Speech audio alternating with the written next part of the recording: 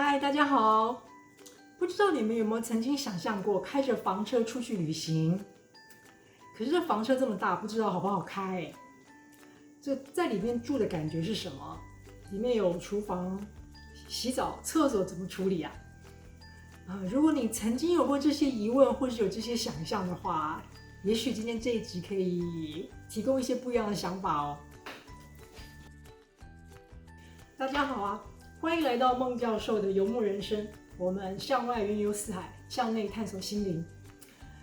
这几年开房车出去旅行非常的流行，尤其譬如说在台湾啊，我们也有流行车泊 （car camping），睡在车子里面，好像成为一种时尚。那今天这一集很特别，我给大家一个不一样的van tour， 因为我最近用乐高拼了一个福斯的露营车。那这整个拼装的过程都在我的频道里面。其实这个玩乐高拼装这个过程其实充满了童趣，在这个充满无限童趣中呢，它也提供了我很多的想象空间。想象也许有一天我开着这样的车子在北美到处旅行，跟各地的赛斯家族连结。所以今天这一集前半部呢，我要来做一个这个福斯乐高车体的介绍，然后从这个介绍过程中，我在下半部呢跟各位分享一下我的想象。如果我要开一台这样的车出去旅行，对我来讲，什么样是最基本的要求？什么是我不能妥协的？什么是我可以放弃的？我们一起先来看影片吧。首先，第一个让人惊艳的就是这两个海滩椅以及后面的冲浪板。以及这个充满活力的蓝白相间的车体，无忧无虑放松的海边度假生活，是不是马上进入脑海了呢？这视觉上让我觉得赏心悦目的，还有它这个非常大而明亮的窗户。你看每个窗户上面还有窗帘，小小的巧思又增加了家的感觉。感觉如果长期住在里面，应该会光线充足，而且通风良好。宽广的窗户让里面的人能够对外面的景致一览无遗。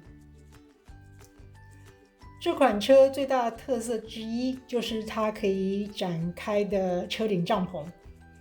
这种设计有两个好处，第一个是它增加了车子的高度，人可以在里面直立。很多或者是早期的露营车是一般普通车改装的，所以人在里面其实是无法直立的。可是这种车顶帐篷的设计，在停下来的时候将帐篷打开，就增加高度，人能够在里面直立，增加了很大的舒适感。第二点是帐篷的后半部可以是一张睡觉的床，所以在有限的空间内，如果能够往上发展，就可以增加空间的利用性。如果上面是睡觉的床，下面的空间就可以作为其他用途，比如说工作区域等等，也增加使用空间，也增加生活的便利性。这的确是很有意思的巧思啦。那我们将车顶取下，便可以更清楚地看见内部小而细微的细节。那这车的旁边有一个侧门，可以向旁边拉开，这样子可以让进出呢更加方便，增加空气的流通，而且可以与外界连接成一个很舒适的生活空间、起居空间。这个车的乘客座，这个车门呢也是可以打开的，车的后门也是可以开启的。这个后门的开启呢，同样也增加了生活的空间、空气的流通以及对外与自然的连接。那这是驾驶舱。现在我们进入到车的主体，车内主体，迎面而来的是厨房区。很可爱的，在右边的柜子打开，里面看到里面的瓦斯炉，中间有两个炉灶的瓦斯炉，一壶热茶正烧着呢。那把这个这个门关起来，那在左边的呢打开来，原来是一个冰箱，里面可以看到储藏的食物，还有一根香蕉呢。麻雀虽小，五脏俱全。从上面看得更清楚，上面有一个洗手台，可以更清楚的看到2个炉灶的瓦斯炉。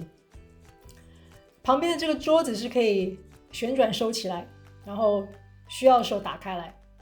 这小的空间呢，就是需要有这样子巧思的运用。后面呢有一张沙发，但是需要的时候呢，也可以把它躺平，晚上成为睡觉的地方。如果平常移动的时候啊，很多东西像折叠的桌子啊、椅子啊，这个橱柜的门啊，都要紧紧的关好，否则你一直开车就听到后面听听通通的。